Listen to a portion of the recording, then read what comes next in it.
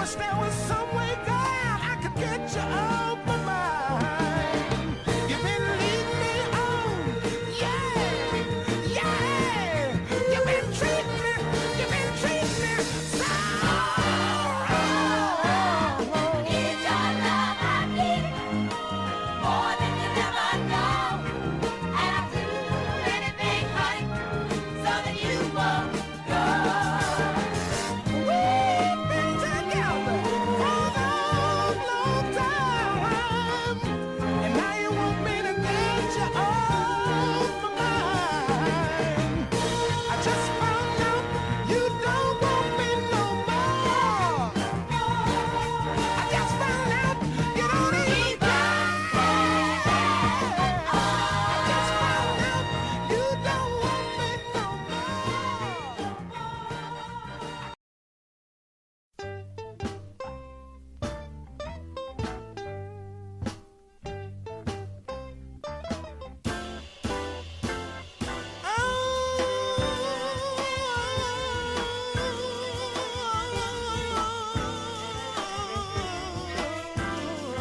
Baby, listen to me, baby, listen to me. Everybody's talking to me, trying to tell me what to do. But everybody who talks to me don't know what to do themselves. Now listen to me, people. I got my own mind. I got my own mind, yeah. I got my own mind.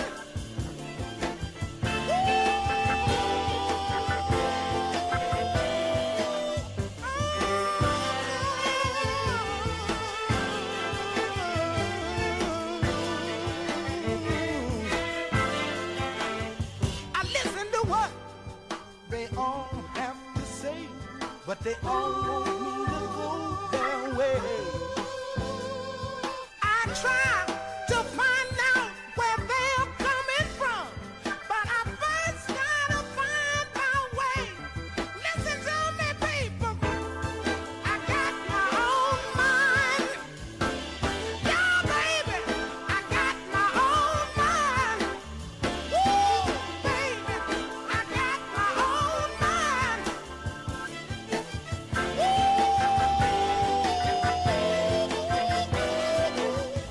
I'm gonna make it. Oh, yes, I will. I'm gonna make it. Oh, yes, I will. I'm gonna make it. Oh, yes, I will. Yeah. They're different strokes, but different folks. Yeah, yeah, yeah, people. I got my own mind. Ooh, baby, I got my own mind.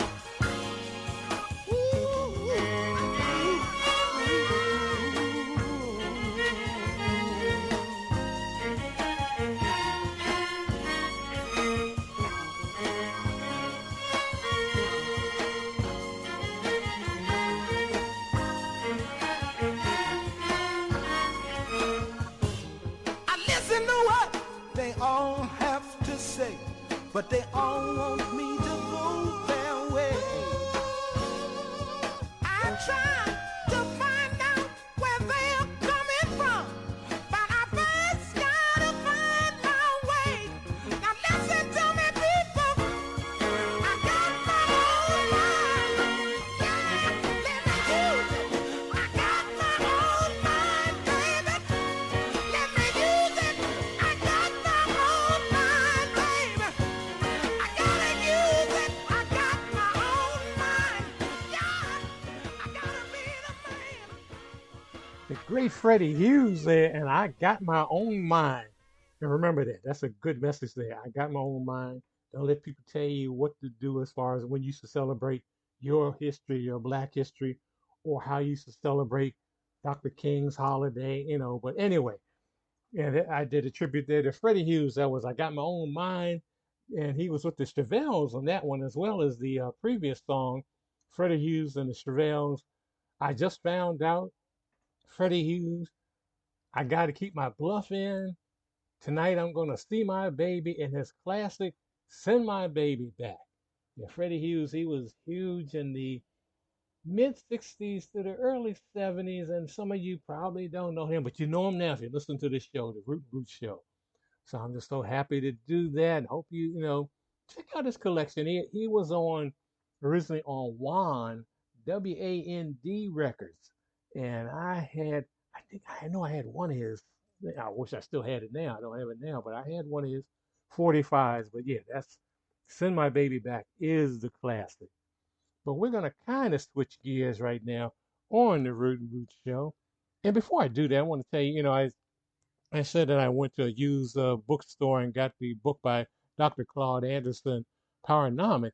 Also went to a vinyl store, used vinyl store, and I picked up two rare ones. And I'm going to play at least one of these on a future show. The one and only Millie Jackson, live and uncensored. Got that over here. It is the Japanese import. So it has the lyrics to all her songs on this live album in Japanese and also in English. And this is a trip. I mean, this is a hard to get. You can get it on CD, but to find it on the album is very hard. The other album I got, some of you may not know this, heard of this. And I actually, if you've listened to the show in the past, we did a whole show. I had a guest on here last year, no, 2 years ago, and we talked about the history of minstrel shows. And this album is called The Black and White Minstrel Show. And the George Mitchell minstrels sing Irving Berlin's 54 songs. And on the cover is white guys in blackface and minstrels. In this show, it was out of Britain. It was very popular. From 1958 to 1978, 20 years they did this blackface show in Britain on the BBC, and it was popular. Now, there is not, at the time, there weren't a lot of black folks in Britain, but there were enough. And there were complaints, but the white folks there, they loved this show. And you can go online and find pieces of this show. But I got this. I said, I know some people don't want to talk about blackface and all, but I got this as to add it to my memorabilia collection because you got to know your past and understand where you're going in your future. And getting into that, I'm going to play right now something from 1945 because I love old time radio. In this show, I've never played this show on all my years in radio and doing old time radio on some of my shows. I've never played this one. I got all these programs and I didn't do this, but this is a segment from the show New World A Coming. And that was in the mid 40s, a show created by a guy named Roy Otley. Roy being ROI, then Gottlieb being OTLEY. And he wrote a book called New World A Coming. And it was decided in New York with the YMCA to produce the show every Sunday afternoon in New York, and eventually got around the country, but where there were black communities, but it was based out in New York. And this is a new world coming, and I'm gonna play right now this segment. This is called White Folks Do Some Funny Things. And I'm doing this because you'll hear, and don't get upset when you hear the word Negro and colored and all, because that's what some of us were calling ourselves back then in the 40s. But listen to what they're talking about because it's still relevant in the 21st century, unfortunately. They're talking about a lot of Jim Crow laws, and a lot of that stuff is creeping back in. If you don't think so, just look at what's going on as far as civil rights legislation, as far as the right to vote. So let's hear this. White folks do some funny things. New world are coming on the Root and Root Show.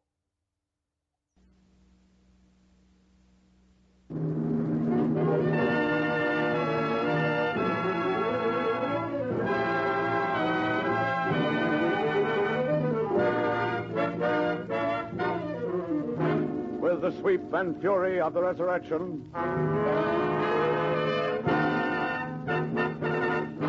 There's a new world a-comin'.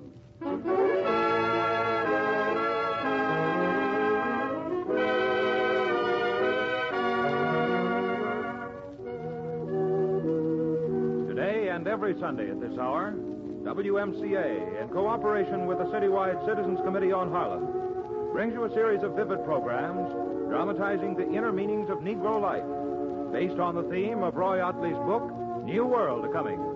Today, the story of Negro humor, as seen through the eyes of Langston Hughes, well-known poet and novelist, starring Canada Lee, impersonating Mr. Langston Hughes, produced and directed by Mitchell Grayson.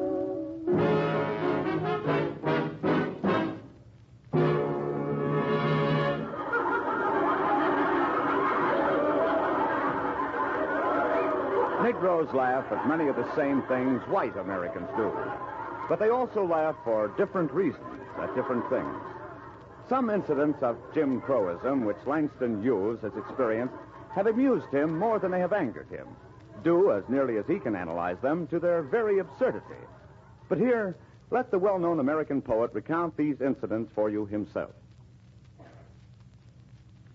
Once I was driving south from New York to Richmond, Virginia, an hour or so below Washington, and those of us in the car became thirsty. Of course, someone suggested stopping at a roadside refreshment hut we saw ahead. We knew we couldn't eat or drink inside since there's legal Jim Crow in Virginia. But it was my intention to purchase a few bottles of soda and bring them out to my friends. I stopped the car, got out, and walked toward the front door of the hut. It was a screen door with a brass handle on it. As I approached, I saw a poorly dressed old Southerner, the proprietor, holding the door on the inside. He shouted through the screen. You can't come in here. Well, I want to buy a few bottles of soda. What do you want? Some sodas. Well, you can't get him through the front here. Go around to the side of the house. But there's no door there. Well, you get him through a hole. A hole? Where? Walk around the side. We'll serve you there. We got a hole there cut out for Negroes. The man continued frantically to hold the door as though I were a dangerous savage intent on murder. I went around the side of the little frame building, and there, sure enough, was a square hole cut in the wall through which colored people were served. I didn't buy, but I had to laugh. Who could help it? Almost within the shadow of the capital of American democracy, a little 2x4 roadside shack had cut a hole in its wall through which to serve Negroes. A colored person could not even come in the door. That seemed to me to be so absurd as to belong in Alice in Wonderland.